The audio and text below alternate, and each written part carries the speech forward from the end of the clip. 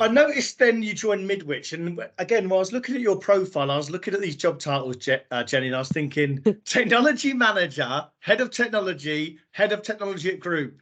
Now, I'm going to be honest with you, I don't know what that means. I was looking at those job titles, I'm thinking, is this a made up job title? So for the listeners, what does a technology manager or a head of technology actually do? So I'll first say what I don't do. I don't work in our IT department. I have, and for any recruitment agencies listening, I'm not recruiting for a ERP manager. I'm not recruiting for a new cloud phone system, but you all think I am, and you're clogging up my inbox. So I joined Midwich as an IP video specialist. And I'll be honest, I knew nothing about it when I joined. So I was fully trained by the vendors that I was representing, and I was a BDM. Eventually, my area of brands that I looked after grew, and I was able to have a sales executive under me as well. And there was always a guy who I worked with, Martin, who was our technical manager, I think was his job role at the time. And he had a bit of a hybrid role. He assessed new technical brands that we're bringing on. When I talk about technical product, if we say you've got, a source, video source or an audio source at one end, and then the shiny display tech at the other, what Midwich call technical products is the glue that takes that from one end to the other, or controls it, manipulates it in any way in between. And this is why I ended up at Midwich. I took an inquiry at Sahara as a salesperson from a guy or a company who was looking to create a helicopter simulator.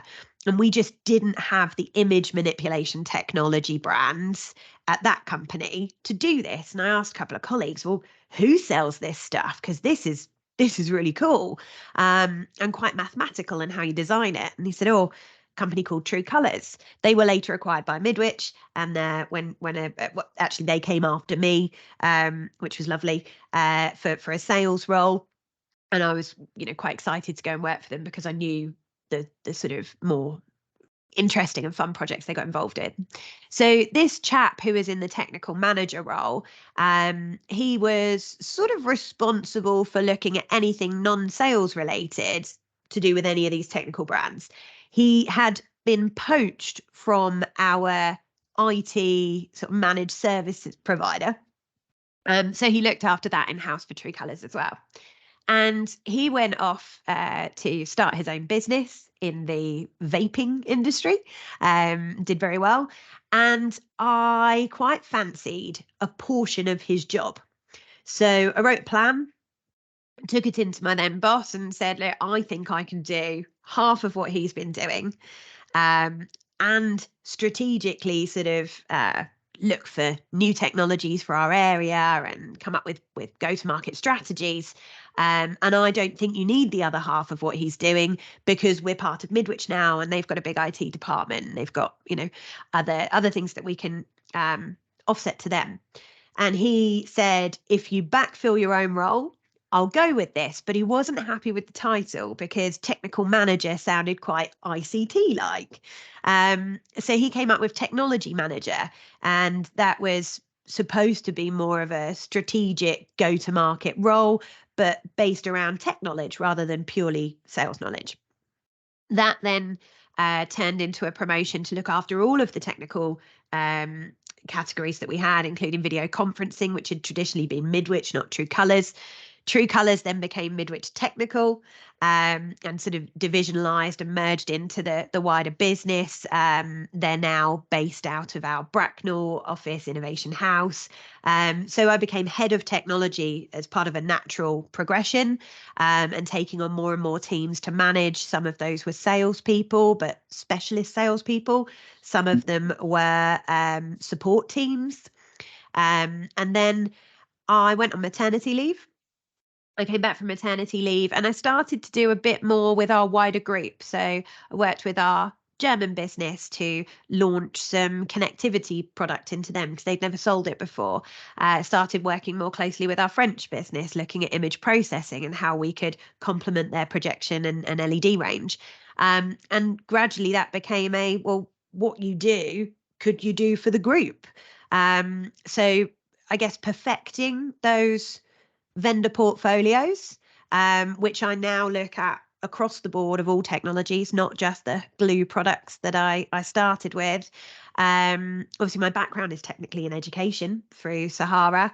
And then we became incredibly, we've always been acquisitive, but we really ramped that up. And with that comes a need for sort of acquisition rationale, and to fully look at a business and the growth opportunity, and also how related it is to our core AV business. If it's slightly outside, it's important to understand the market movement, trends, now 5 years, 10 years, etc. So I spend a lot of my time in the group head of technology role doing market research, and I have to say that's my favorite part of the role. I get a lot of opportunities to do public speaking, so I'm forever learning at any hour, and trying to translate what users are saying into what I think technology will then do. As a head of technology, you must be sort of getting exposure or researching into new technology every week. What exciting things can we look forward to seeing in the next few years? What's the new technology we should be looking out for?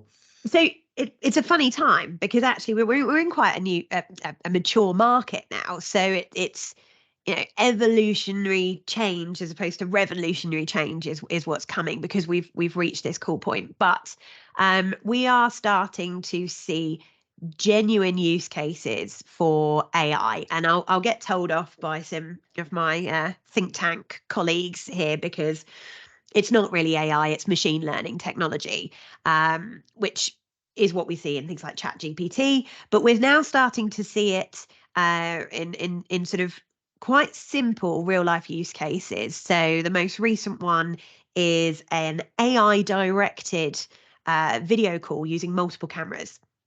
So this will have 3 or 4 cameras in a large conference room, and everyone struggles when you get 8 to 10 people in a conference room and you've got others remote, because we're pretty bad mannered humans, right? We all turn and look at each other to talk to each other, and we cough, we nod, we yes along, and it really distracts that sort of good experience that we got used to when we were all at home in the pandemic, when everyone went, this stuff is great. And then we've gone back to this hybrid world and gone, cool, why is it useless the minute you get a few more people in the room? So this tech, without the need for anyone to produce, shall we say, the call, really cleverly looks at the best possible viewing angle option, zoom, and microphone pickup and framing for whoever's talking in the room at that time, and it will switch seamlessly between those, so that you don't need to do it. You're not relying on a sort of tracking, which is always quite delayed, because someone starts to talk and there's only so fast the camera can get round to them and then zoom in. And if there's quick fire conversation, that back and forth makes you quite dizzy. So this utilizes static multi cameras and switches between them and adjusts the volume accordingly, and zooms in on a face if they can see that they're going to talk for a long time. And the effect is brilliant. So AI, machine learning, is one of them. And I think that we, for our new technologies now, it's tech that you're used to, but it's being perfected to the point of representing reality. We have LED video wall displays, so direct view LED displays, where the pixel pitch, the distance between the little light bulbs, shall we call them, on those displays, getting smaller and smaller. And we now have product that is down to about 0.5 millimeters. And at 0.5 millimeters, if you stand in front of a seamless screen a meter away from it, you will not see those gaps between those pixels. And your human eye will struggle, if there is no end, no frame to that, to decide whether that's reality or not. So that's quite exciting, because we can now create really true real life experiences. In fact, some of this tech, you stand and you go, it's too good to be real. It looks too high quality, too high res. I don't like it. it's better than reality. It doesn't have any dull clouds and similar. But that is, I'd say, what you want to be watching out for now. The new technology is perfection of what we've already got and turning it into a very real life experience. We've got spatial audio in meeting room tech. So when you're using Microsoft Front Row and you've got 8 remote joiners in front of you on the screen, when one of them talks, the output of their audio will come from a speaker their side. So you, as somebody in the meeting room, naturally turn to look at them on that large display. So you get that feeling of reality. We have this in a lot of our hybrid learning spaces in universities, more widely adopted in the US, but starting to be seen here and across Europe now. Reality tech. And honestly, it's all to do with the metaverse. The metaverse is happening underneath us. We're watching products and we're singling them out as individual products and applications, when actually the metaverse is being built around us and we just don't know that that's what's happening. And we'll look back in a few years' time and go, oh, but we've been doing this for ages. Oh, but that's what this is. So reality tech, spatial audio, that ability for us to get holographic or seamless real video experiences, and then AI. So they're the mega tech trends. Yeah, they're the mega tech trends, just specific to our industry.